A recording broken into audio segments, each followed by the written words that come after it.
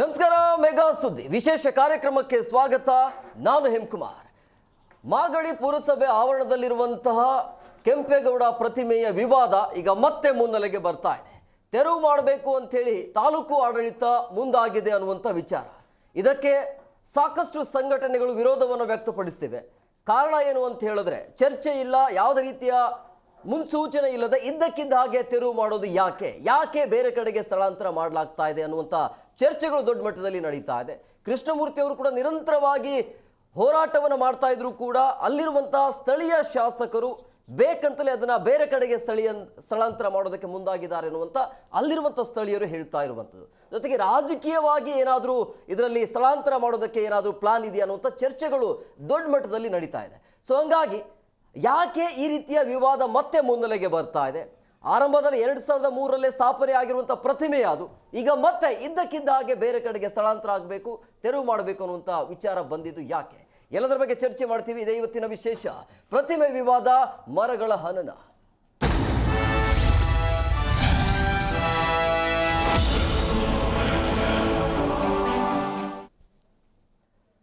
ನೋಡಿ, 2003 ಪ್ರತಿಮೆ ಅಲ್ಲಿ ಸ್ಥಾಪನೆ ಆಗುತ್ತೆ. ಅಲ್ಲಿಂದ ಶುರುವಾಗಿರುವಂತಹ ವಿವಾದ ಇದು. ನಿರಂತರವಾಗಿ ಕೃಷ್ಣಮೂರ್ತಿ ಅವರು ಹೋರಾಟವನ್ನು ಮಾಡಿಕೊಂಡೇ ಬಂದಿದ್ದಾರೆ. ಈಗ ನೂರಾರು ಮರಗಳನ್ನು ಕಡಿಯೋದಕ್ಕೆ ಶಾಸಕರು ನಿರ್ಧಾರ ಮಾಡಿದ್ರ ಅನ್ನುವಂಥ ಚರ್ಚೆ ಆಗ್ತಾ ಇದೆ. ಶಾಸಕರ ದುರಾಡಳಿತದ ವಿರುದ್ಧ ಎಚ್.ಎಂ. ಕೃಷ್ಣಮೂರ್ತಿ ಅವರು ಹೋರಾಟವನ್ನು ಮುಂದುವರಿಸಿದ್ದಾರೆ.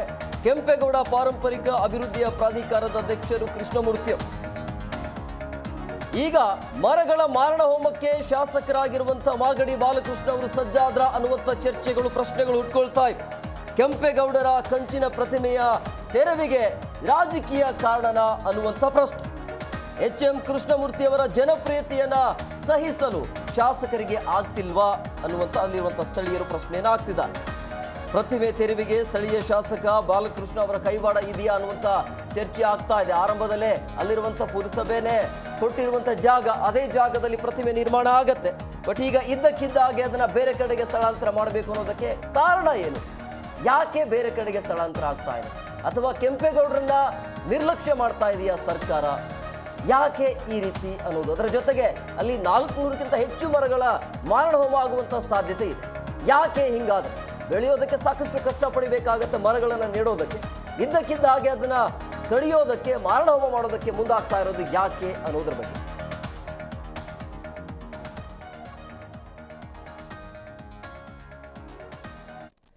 ಇನ್ನು ಈ ವಿವಾದಕ್ಕೆ ಸಂಬಂಧಪಟ್ಟಂತೆ ನಂಜಾವಧೂತ ಸ್ವಾಮೀಜಿ ಮತ್ತೆ ಅಲ್ಲಿರುವಂತಹ ಸ್ಥಳೀಯರು ಕೂಡ ಪ್ರತಿಕ್ರಿಯೆಯನ್ನು ಕೊಟ್ಟಿದ್ದಾರೆ. ಏನ್ ಹೇಳಿದ್ದಾರೆ ಕೇಳ್ಕೊಂಡು ಬರೋಣ. ಪುತ್ಥಳಿಯನ್ನ ನೀವೇನಾದ್ರೂ ಸ್ಥಳಾಂತರ ಮಾಡಬೇಕು ಹಾಗೆ ಅಂತ ಹೇಳಿದ್ರೆ ಅದಕ್ಕಿಂತ 4 ಪಟ್ಟು ದೊಡ್ಡದಾದ ಪುತ್ಥಳಿಯನ್ನ ನೀವು ಅದಕ್ಕಿಂತ ಒಳ್ಳೆ ಜಾಗದಲ್ಲಿ ಇಟ್ಟು ನಮ್ಮನ್ನೆಲ್ಲ ಕರೆದು ಅನಾವರಣ ಮಾಡಿಸಿ ಆ ನಂತರ ಈ ಪುತ್ಥಳಿಯನ್ನ ಗೌರವಿತವಾಗಿ ತೆಗಿಬೇಕು. ಇಲ್ಲ ಹಾಗೆ ಅಂತ ಹೇಳಿದ್ರೆ ಇದನ್ನ ಮತ್ತೆ ಮುಟ್ಟುವಂತ ಕೆಲಸ ಆಗಬಾರ್ದು. ಇದನ್ನ ನಾವ್ಯಾರು ಕೂಡ ಒಪ್ಪುವಂಥದ್ದಲ್ಲ. ಅದರಿಂದ ಈ ಕ್ಷೇತ್ರದ ಜನಪ್ರಿಯ ಶಾಸಕರು ಅವರು ಅರ್ಥ ಮಾಡ್ಕೊಳ್ತಾರೆ ಅಂತೇಳಿ ನಾನು ಭಾವಿಸಿದ್ದೇನೆ. ಎರಡನೇದು, ನಾವು ಸರ್ಕಾರಕ್ಕೆ ಪದೇ ಪದೇ ಒತ್ತಾಯ ಮಾಡ್ತಾ ಇದ್ದೀವಿ. ಒಂದು ದಿವಸದ ಹೆರಿಟೇಜ್ ಟೂರಿಸಂ ಮಾಡುವಂತ ದೊಡ್ಡ ದೊಡ್ಡ ಪಾರಂಪರಿಕ ತಾಣಗಳು ಇವತ್ತು ಕೆಂಪೇಗೌಡರ ಹೆಸರಿನಲ್ಲಿದ್ದಾವೆ.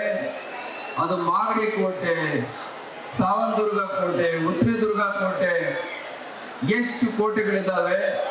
ಅವನ್ನ ರಿನೋವೇಟ್ ಮಾಡುವಂತ, ಜೀರ್ಣೋದ್ಧಾರ ಮಾಡುವಂತ ಕೆಲಸ ಮಾಡಿ ಹಾಗೆ ಕೋಟೆಯ ಮೂಲ ಸ್ವರೂಪವನ್ನ ಇನ್ನೂ ಸುಂದರಗೊಳಿಸುವಂತ ಮತ್ತು ಅದನ್ನ ಅತ್ಯಂತ ಜಾಗ್ರತೆಯಿಂದ ಅಭಿವೃದ್ಧಿ ಪಡಿಸುವಂತ ಕೆಲಸ ಸರ್ಕಾರದಿಂದ ಅತ್ಯಂತ ಶೀಘ್ರವಾಗಿ ಆಗಬೇಕು. ಅದಾಗ್ಲಿಲ್ಲ ಮತ್ತೆ ಅದರ ಮೂಲ ಸ್ವರೂಪಕ್ಕೆ ಏನಾದ್ರೂ ನೀವು ಧಕ್ಕೆ ಉಂಟು ಮಾಡ್ತೀರಾ ಹಾಗೆ ಅಂತ ಹೇಳಿದ್ರೆ ನಾವ್ಯಾರು ಒಪ್ಪೋದಿಲ್ಲ.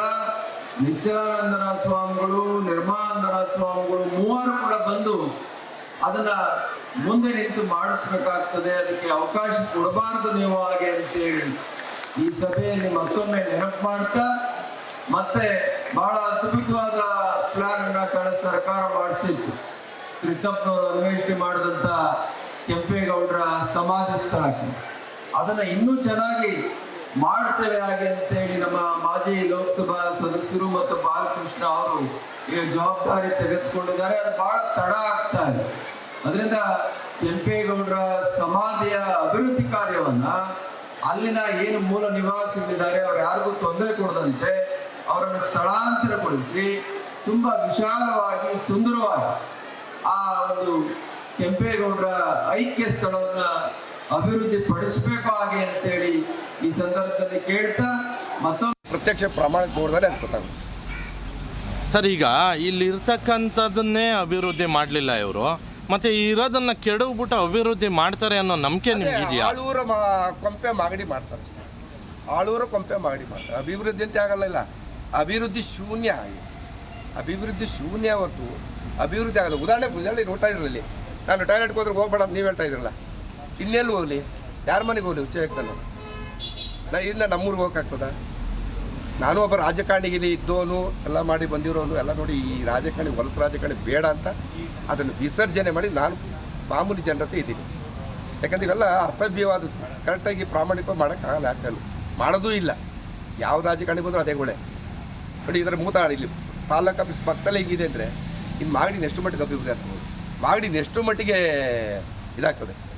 ಕೇವಲ ಇದೊಂದು ಟಾಯ್ಲೆಟ್ ಇದನ್ನು ಡೆವಲಪ್ ಮಾಡಿಲ್ಲ ಅಂದರೆ ಮೇನ್ ಡೆವಲಪ್ ಮಾಡ್ತಾರೆ ಸರ್. ಈ ಅಂಥವ್ರನ್ನ ಮೂರು ಬಾರಿ ಆಯ್ಕೆ ಮಾಡಿ ಪಾಪ ಜನ ಅವ್ರ ಪರಿಸ್ಥಿತಿ ಮೂರ್ಖರಾಗಿದ್ದಾರೆ. ಆರ್ಸಿ ಮೂರ್ಖರಾಗಿದ್ದಾರೆ. ನಿಜ ಸರ್, ಹೌದು. ಜನರು ಆರ್ಸಿ ಮೂರ್ಖರಾಗಿದ್ದಾರೆ. ಇದು ನೋಡ್ತಾ ಇರಲ್ಲ. ಇದನ್ನು ಅರ್ಜೆಂಟ್ ಎಲ್ಲೋ ಹೋಗಿದ್ದಾನೆ. ಈ ಥರ ಪರಿಸ್ಥಿತಿ ಮೂರ್ಖರಾಗಿದ್ದಾರೆ.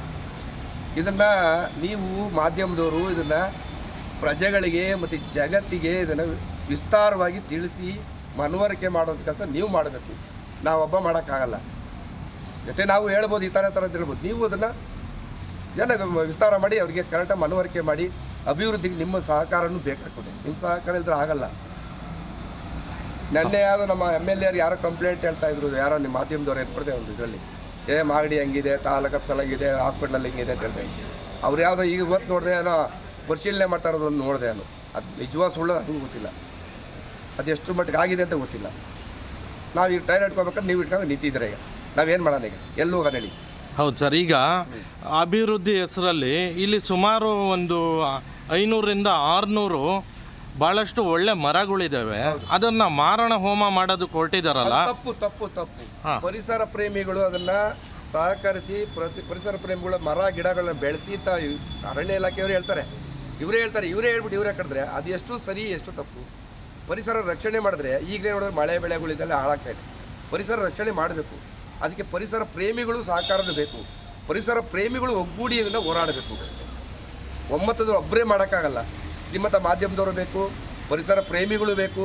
ಅವರೆಲ್ಲರ ಸಹಕಾರದೊಂದಿಗೆ ಗಿಡ ಮರಗಳನ್ನ ಉಳಿಸಿ ಬೆಳೆಸಿ ನಡೆಸಿ ಇಷ್ಟು ಹೇಳ್ಬೋದು. ನಾವು ಹಾಳು ಮಾಡಿದ್ದು ಹೇಳೋಕ್ಕಾಗಲ್ಲ. ಹಾಳು ಮಾಡೋ ಅಧಿಕಾರ ಯಾರಿಗೂ ಇಲ್ಲ.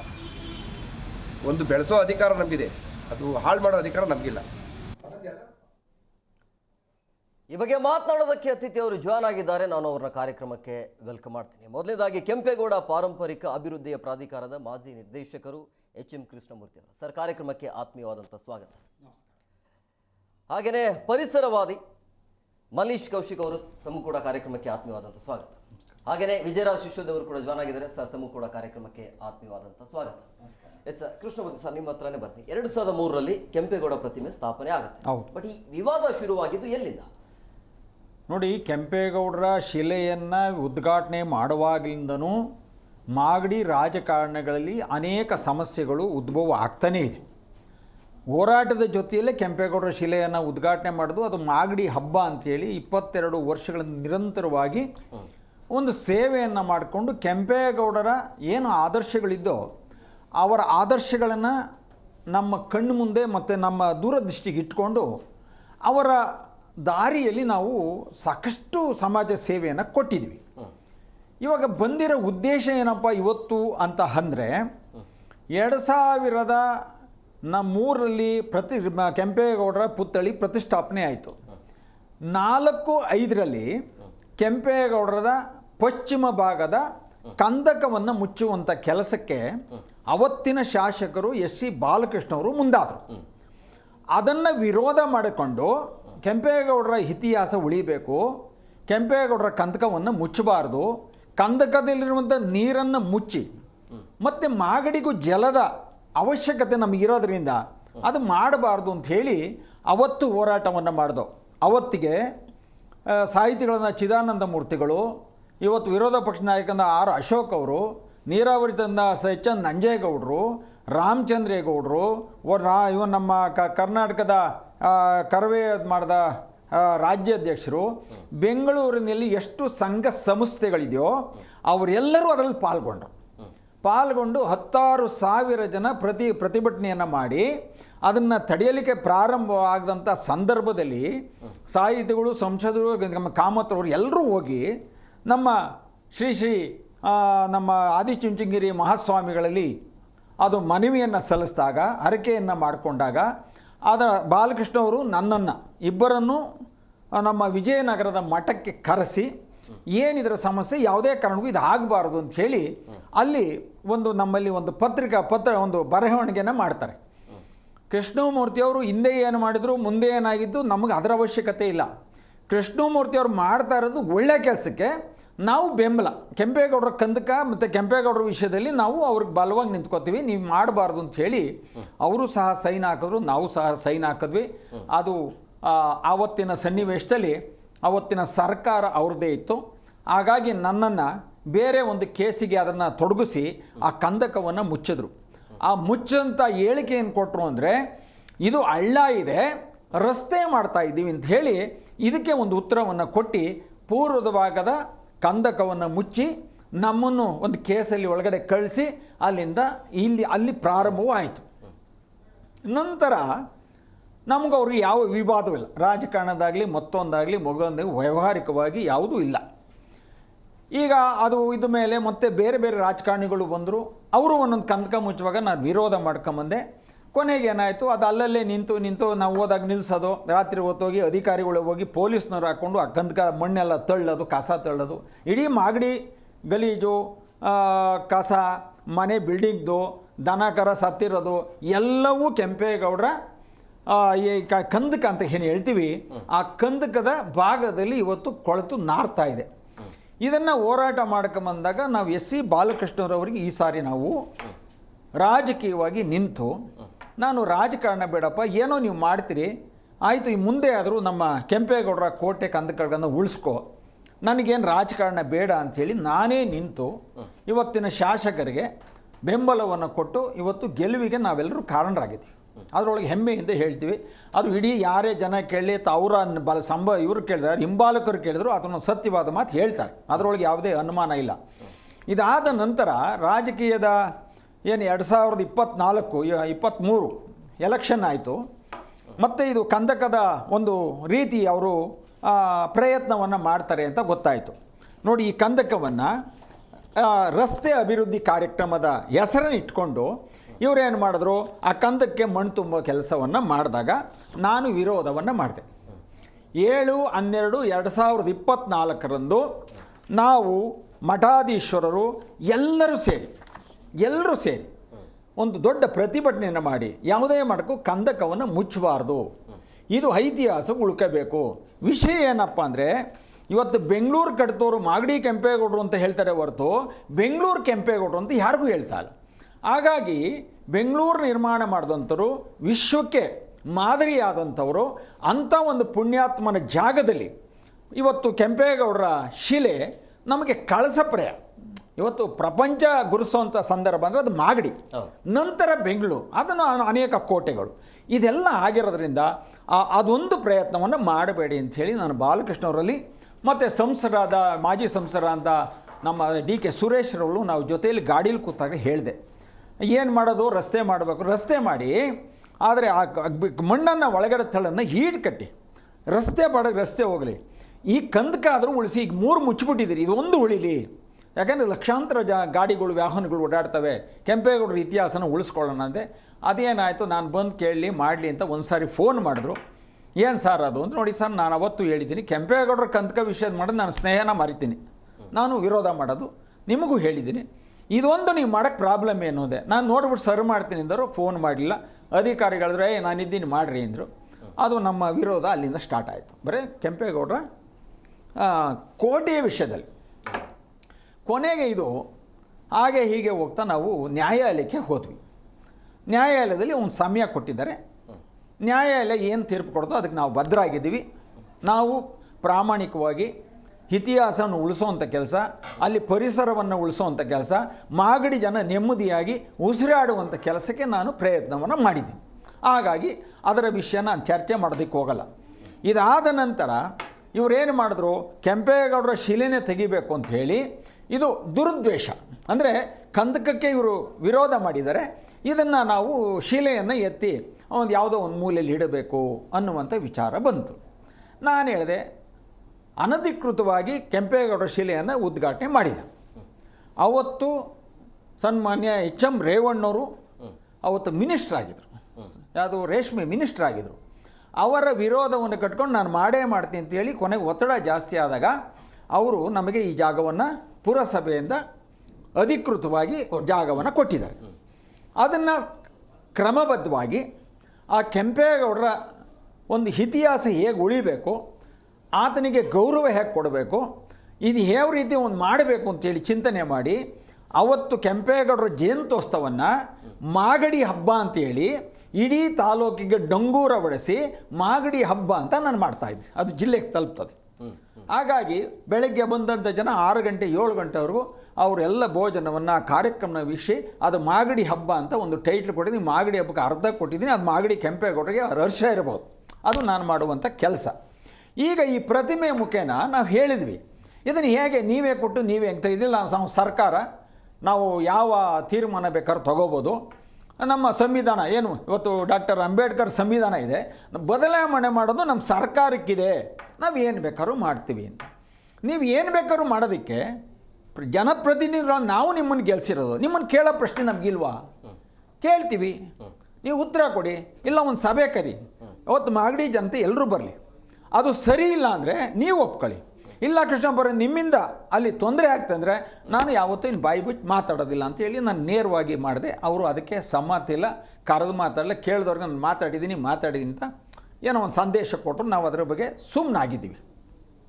ಈಗ ನಮಗೆ ಯಾವಾಗ ಈಗ ಮಾಗಡಿಯಲ್ಲಿ ಗಾಂಧಿ ಒಂದು ಸರ್ಕಲ್ ಅಂತ ಇತ್ತು, ಅಲ್ಲಿ ಒಂದು ಮಣ್ಣಿನ ಗಾಂಧಿ ಇತ್ತು. ಈ ನಮ್ಮ ಇಂದಿನ ಮಾಜಿ ಶಾಸಕರಾದ ಎ ಮಂಜು ಅವರು ಅವತ್ತು ಆ ಗಾಂಧಿ ಪ್ರತಿಮೆ ಬಿದ್ದೋಗುತ್ತೆ ಅಂದಾಗ ಅವರೊಂದು 10 ಲಕ್ಷ ಖರ್ಚು ಮಾಡಿ ಅದು ಕಲ್ಲಲ್ಲಿ ಬಹಳ ಸುಂದರವಾಗಿ ಒಂದು ಸರ್ಕಲಲ್ಲಿ ನಮ್ಮ ಒಂದು ಗಾಂಧಿ ಪ್ರತಿಮೆಯನ್ನು ನಿಲ್ಲಿಸಿದ್ರು.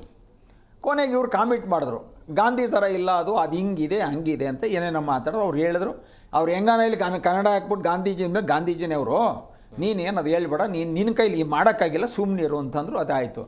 ಕೊನೆಗೇನಾಯಿತು, ಅದನ್ನು ಕೀಳಬೇಕು ಅಂತ ಇವರು ತೀರ್ಮಾನವನ್ನು ಮಾಡಿದ್ರು. ಅದಕ್ಕೆ ಆ ದಳದ ಕಾರ್ಯಕರ್ತರು ಹೇಳಿದ್ರು, ನೋಡಿ ಗಾಂಧಿ ಜಯಂತಿ ಇರೋದು ಮುಂದಿನ ತಿಂಗಳು, ಅಂದರೆ 20 ದಿನ ಅವಕಾಶ ಇದೆ. ಆ 20 ದಿನ ನಮ್ಗೆ ಅವಕಾಶ ಕೊಡಿ.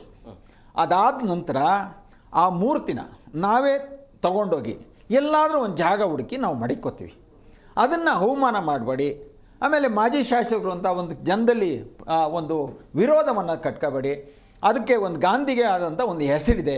ಯಾಕೆಂದರೆ ಸ್ವತಂತ್ರ ಕೊಟ್ಟಾಗ ಕನ್ಯಾಕುಮಾರಿಯಿಂದ ಕಾಶ್ಮೀರವರೆಗೂ ಪಾದಯಾತ್ರೆ ಮಾಡಿದಂಥವ್ರು.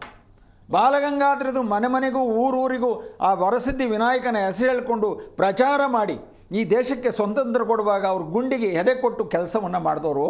ಅಂಥವ್ರ ಪ್ರತಿಮೆನ ಈ ನಮ್ಮ ಗಾಂಧಿ ಜಯಂತಿವರೆಗೂ ಕೇಳಿದಾಗ ಇಲ್ಲ ಬೆಳಗ್ಗೆನೇ ಕೇಳಬೇಕು ಅಂತ ಅಧಿಕಾರಿಗಳನ್ನ ಹಾಕಿ ಇದಕ್ಕೆ ಗಾಂಧೀಜಿ ಪ್ರತಿಮೆಗೆ ಬೆಲ್ಟ್ ಹಾಕ್ಬಿಟ್ಟು ಲಿಫ್ಟಲ್ಲಿ ಹೊಡೆದ್ರು. ಲಿಫ್ಟ್ ಫಟ್ ಅಂತೂ ಅದು ಇನ್ನೊಂದು ಚೂರು ಟೈಟ್ ಆಗಿದೆ, ಕತ್ತಿ ಹೋಗೋದು. ಕೊನೆಗೆ ಅದನ್ನು ಕಿತ್ಕೊಂಡೋಗಿ ಬಟ್ಟೆ ಸುತ್ತಬಿಟ್ಟು ತೊಗೊಂಡೋಗಿ ಬಿಸಾಕ್ಬಿಟ್ರು. ಇವತ್ತು ರಸ್ತೆ ಆಗಿಲ್ಲ, ಆಗ್ಬೇಕಾದ್ರೆ ಇನ್ನು ಎಷ್ಟು ವರ್ಷನೋ. ಅವ್ರು ಹೇಳಿದ್ರು, ನೀವು ಮಾಡ್ಕೊಂಬನ್ನಿ ತೆಗಿತೀವಿ.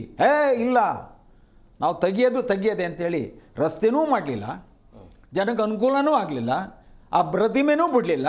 ಪ್ರತಿಮೆ ತೆಗಿತೀರಿ ಅಂದರೆ ಒಂದು 20 ದಿನಕ್ಕೆ ಏನಾಗ್ತಿತ್ತು ಶಾಸಕರಿಗೆ?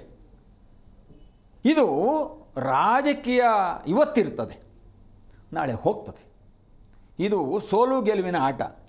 ನೀನು ಗೆದ್ದಾಗ ಸೋತಾಗ ಎಲ್ಲರೂ ಕಾಲಿಡಿತೀರಿ, ಗೆದ್ದ ತಕ್ಷಣ ಎಲ್ಲರೂ ಜುಟ್ಟಿಟ್ಕೊಂಡು ಅಳ್ಳಾಡ್ಸಕ್ಕೆ ಹೋದರೆ ಇದೇನು ಶಾಶ್ವತವಾದ ಜುಟ್ಟಲ್ಲ ಅಳ್ಳಾಡ್ಸೋಕ್ಕೆ.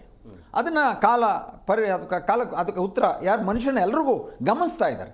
ಅದಿರಲಿ, ನಾನು ಯಾರ ಬಗ್ಗೆ ವಿರೋಧ ಇಲ್ಲ, ಅದು ರಾಜಕಾರಣ ವಿಷಯ ನಮಗೆ ಬೇಡ.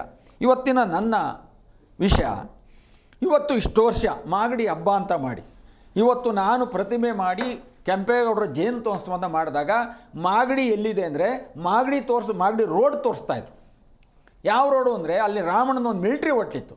ಅವಾಗ ಬಂದುಬಿಡ್ತೀನಿ ಮಾಗಡಿ ತಾನೆ, ಅಲ್ಲಿ ಬಂದುಬಿಡ್ತೀವಿ ರಾಮಣ್ಣನ ಮಿಲ್ಟ್ರಿ ಹೋಟ್ಲ್ ಪಕ್ಕನ ಅಂತ. ಇಲ್ಲಪ್ಪ, ಅದು ಮಾಗಡಿ ರೋಡು, ಮಾಗಡಿ ಇಲ್ಲಿದೆ ಅಂತಾಗ ಇಡೀ ರಾಜ್ಯದ ಸಾಹಿತಿಗಳು, ಸಂಶೋಧಕರು, ವಿಚಾರವಂತರು, ಹೋರಾಟಗಾರರು ಮತ್ತು ನಮ್ಮ ರೈತ ಬಾಂಧವರು ಯಾರ್ಯಾರಿದ್ದಾರೋ ದೊಡ್ಡ ದೊಡ್ಡ ಒಂದು ಕಾರ್ಯಕ್ರಮವನ್ನು ರೂಪಿಸಿ 500ನೇ ವರ್ಷದಲ್ಲಿ 86,000 ಜನ ಸೇರಿತ್ತು.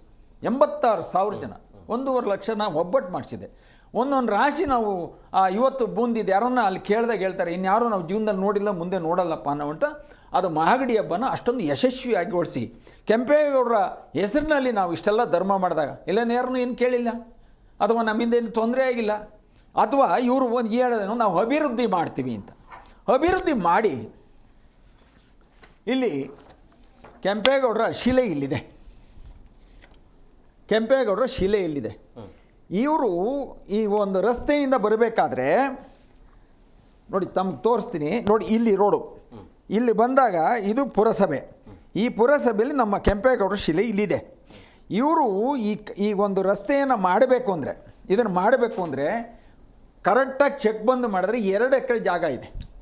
ಆ ಕೋರೆ ಜಾಗ ಅಂದರೆ ಈ ಥರ ಕೋರೆ ಜಾಗದಲ್ಲಿ ಕೆಂಪೇಗೌಡರದು ಈ ಥರ ಇದೆಯಲ್ಲ, ಈ ಥರ ಕೋರೆ ಜಾಗದಲ್ಲಿ ಇದೆ. ಈ ಕೋರೆ ಜಾಗದಲ್ಲೂ ತೆಗೆದು ನೀವು ಇನ್ನೊಂದು ಕಡೆ ಶಿಫ್ಟ್ ಮಾಡ್ತೀನಿ ಅಂದರೆ, ನೀವು ಶಿಫ್ಟ್ ಮಾಡಬೇಕಾದ್ರೆ ನಾನು ಎಷ್ಟೋ ಕೋಟಿ ಕಳೆದಿದ್ದೀನಿ ಕೆಂಪೇಗೌಡರ ವಿಷಯದಲ್ಲಿ, ಧರ್ಮದ ವಿಷಯದಲ್ಲಿ.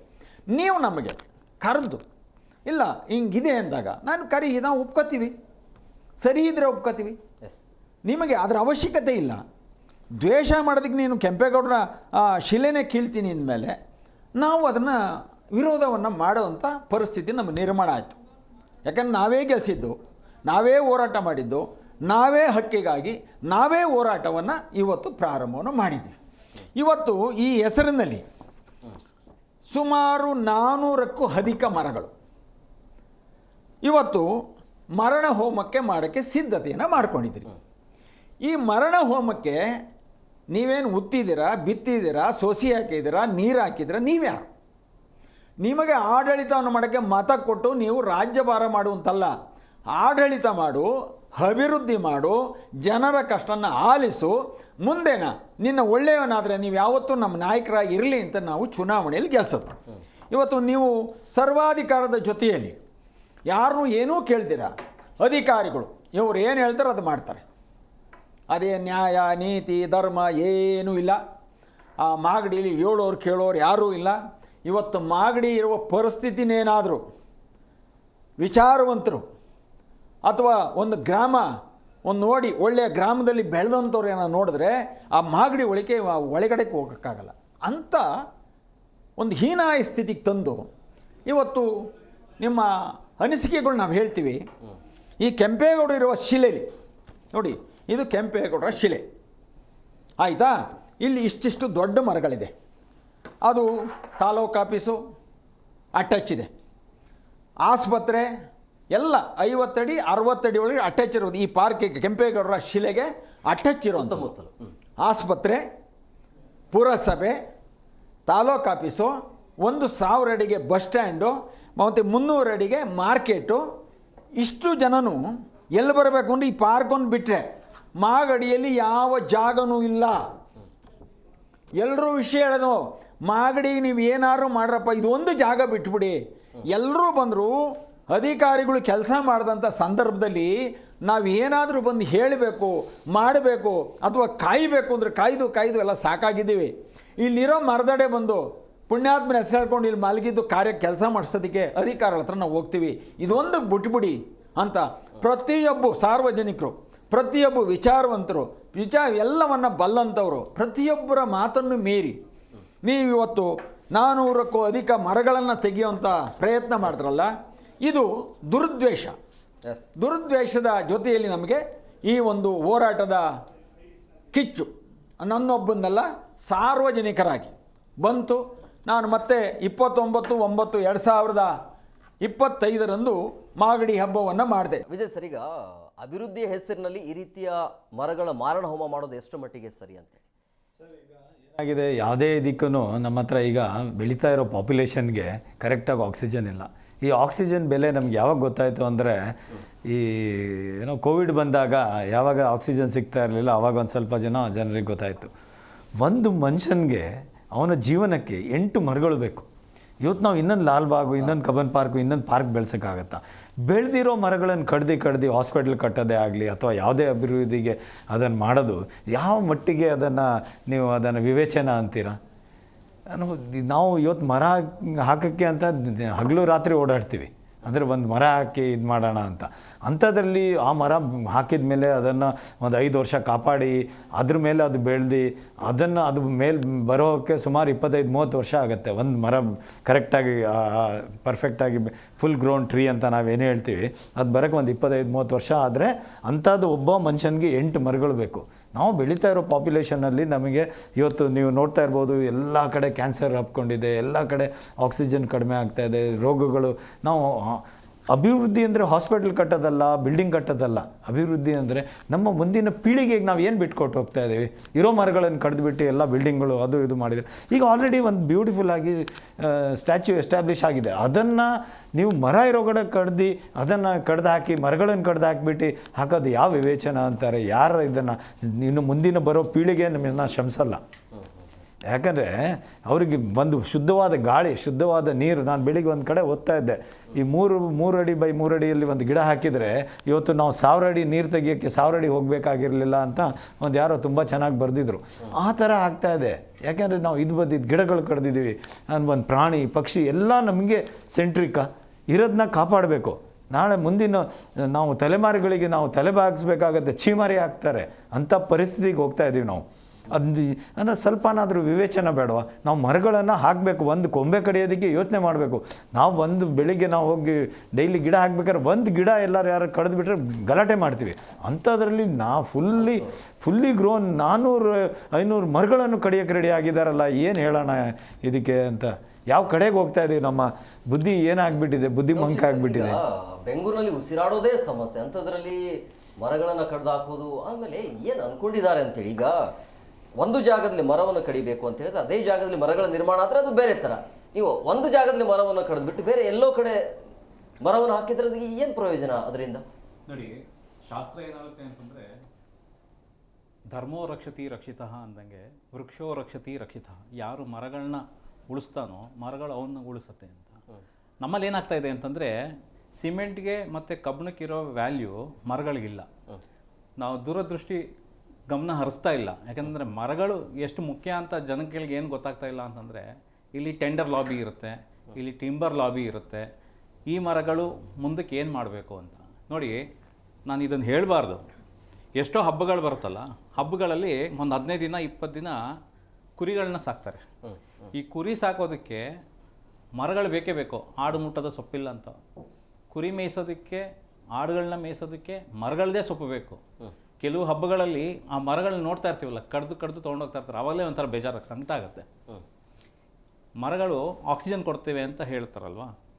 10 ವರ್ಷ ನಾವು ಚೆನ್ನಾಗಿ ಸಾಕ್ಕೊಂಡ್ರೆ ಅದು ನಾವು ಸಾಯೋ ಗಂಟ ನಮ್ಮ 3 ತಲೆಮಾರಷ್ಟು ಅದು ನಮ್ಮನ್ನು ನೋಡ್ಕೊಳ್ತವೆ. ಮರಗಳನ್ನೇ ನಾವು ಇಲ್ಲ ಅಂತಂದರೆ, ಕೆಂಪೇಗೌಡರದೇ ಈಗ ವಿಚಾರಕ್ಕೆ ಬಂದರೆ, ಕೆಂಪೇಗೌಡರು ಎಷ್ಟೋ ಕೆರೆಗಳನ್ನ ನಿರ್ಮಾಣ ಮಾಡಿದ್ರು. ಕೆಂಪೇಗೌಡರು ಈ ಬೆಂಗಳೂರನ್ನ ಅಭಿವೃದ್ಧಿಗೊಳಿಸಿದ್ರು. ಇಂಥ ಕೆಂಪೇಗೌಡರ ನಾಡಿನಲ್ಲಿ ನಮ್ಮಲ್ಲೇ ಯಾಕೆ ಒಂದು ಗ್ರೀನ್ ಟ್ರಿಬ್ಯುನಲ್ ಬರಬಾರ್ದು ಅಂತ ನಾವು ಸುಮಾರು ವರ್ಷದಿಂದ ಗೆದ್ದಿರೋದು ಅದೇ. ಕೆಂಪೇಗೌಡರು ಕಟ್ಟಿರೋದು ಬೆಂಗಳೂರೇ ಸಾಕು ನಮಗೆ, ಬೆಂಗಳೂರು ಸಾಕು. ಈಗ ನಮ್ಮಲ್ಲಿ ಈ ಗ್ರೀನ್ ಟ್ರಿಬ್ಯುನಲ್ ಇಲ್ಲದೆ ಇರೋದು ಅಂತಂದರೆ, ನಾವು ಪ್ರತಿಯೊಂದಕ್ಕೂ ನಾವು ಚೆನ್ನೈಗೆ ಹೋಗುವಂಥ ಪರಿಸ್ಥಿತಿಗಳು ಬಂದಿದೆ.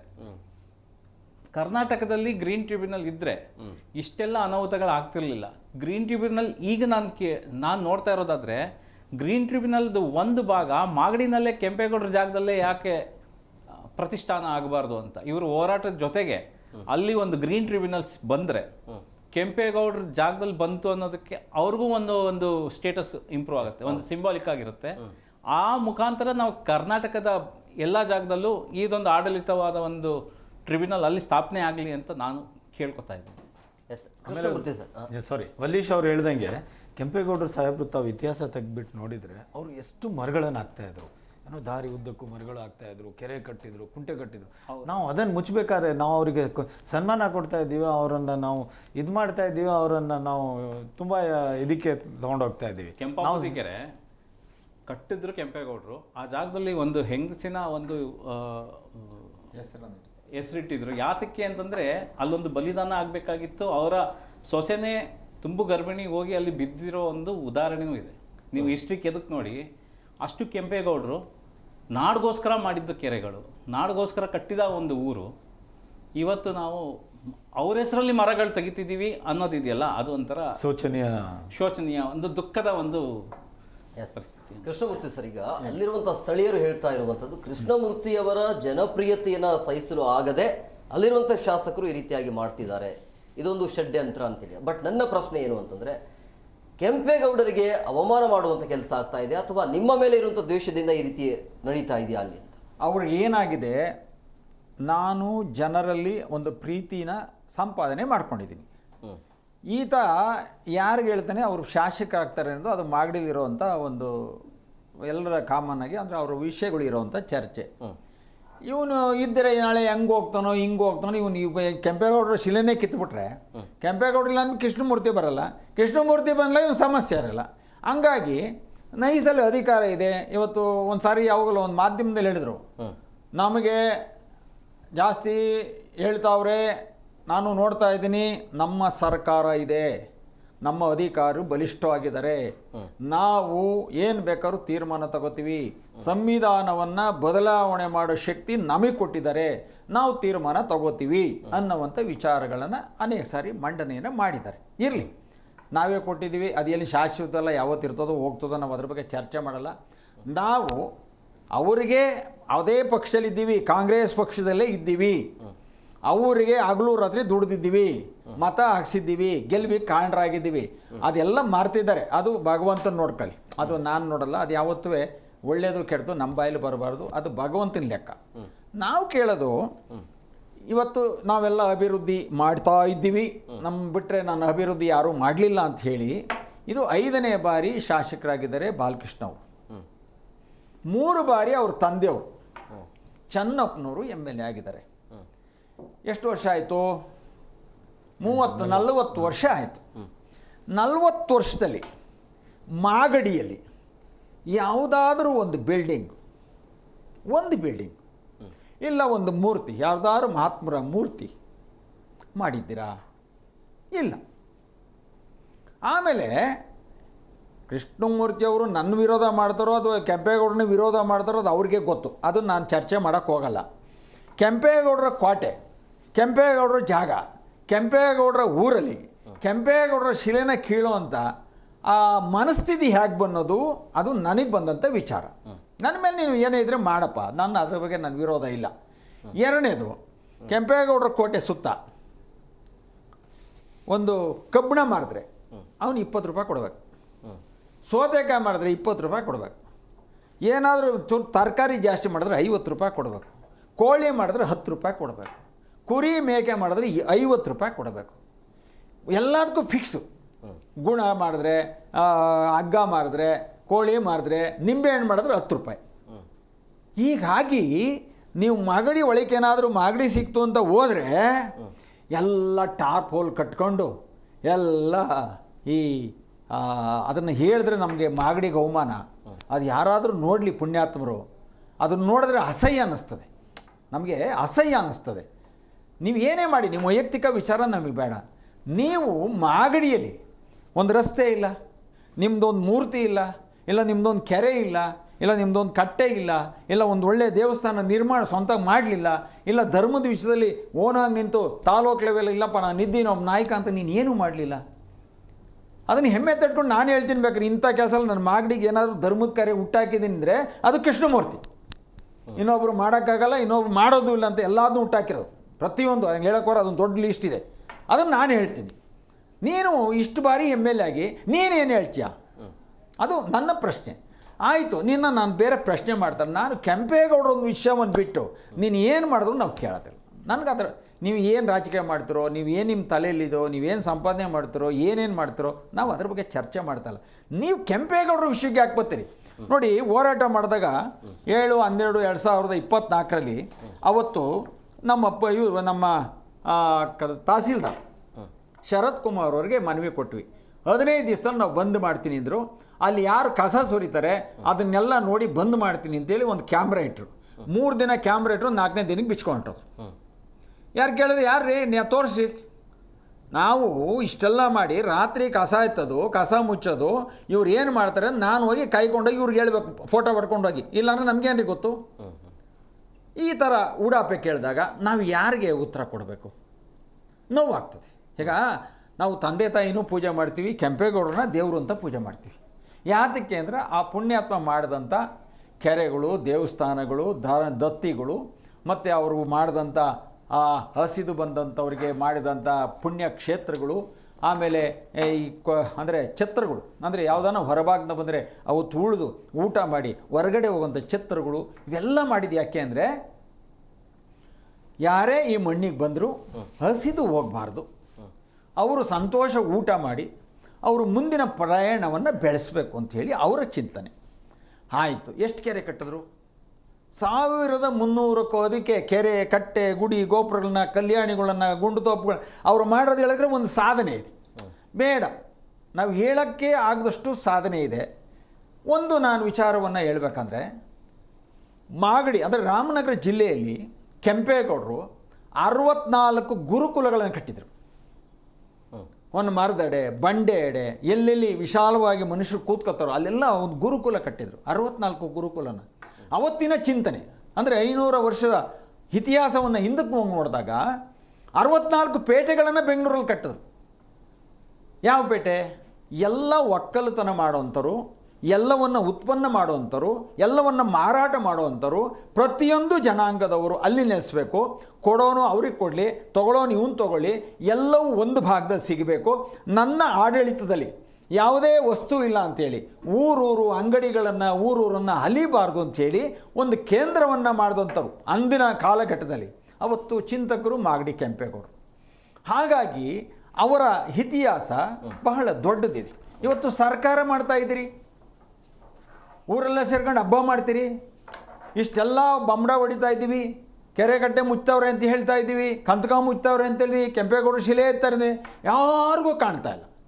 ಅದೇ ಯಾವುದನ್ನ ಒಂದು ಗೋಮಾಳ ಇದೆ, ಯಾವುದನ್ನ ಆಸ್ತಿ ಇದೆ, ಯಾವುದನ್ನ ಸಿಗ್ತದೆ ಅಂದರೆ ರಾತ್ರಿಯಲ್ಲೇ ಬ್ಯಾಟ್ರಿ ಹಾಕೊಂಡು ಹಿಂಗೆ ಹುಡ್ತಾರೆ, ಏನು ಸಿಗ್ತದೆ ಯಾರ್ದು ಕಿತ್ಕೊಂಬಿಡೋಣ ಅಂತ. ಇದು ಕಣ್ಣಿಗೆ ಕಾಣಲ್ವ ಸ್ವಾಮಿ? ಸರ್ಕಾರಕ್ಕೆ ಕಾಣಲ್ವಾ? ಓಲಿ ನಮ್ಮ ಇವತ್ತು ಶಾಸಕರಾಗಿದ್ದಲ್ಲ ಬಾಲಕೃಷ್ಣವ್ರಿಗೆ ಕಾಣಲ್ವಾ? ಓಲಿ ನಿಮ್ಗೆ ಗೊತ್ತಾಗಿಲ್ವಲ್ಲ? ಬಂದು ಸಮಾಜದಲ್ಲಿರುವಂಥ ಗಣ್ಯರೆಲ್ಲ ಬೇಡ ಈ ಕೆಲಸ ಮಾಡಬೇಡಿ ಅಂತ ಹೇಳಿದಾಗ ಇವರು ತಿದ್ದೋಳಷ್ಟು ವಿವೇಕ ಬೇಡವಾ? ಇರಲಿ, ಎಲ್ರಿಗೂ ನೋಡಿ ದುಡ್ಕೋದು, ಎಲ್ಲರೂ ಮನುಷ್ಯ ದುಡ್ತಾರೆ. ನಿರ್ಮಾಣ ಅನ್ನೋದು ಒಂದು ಗೌರವ ಸೂಚಕ.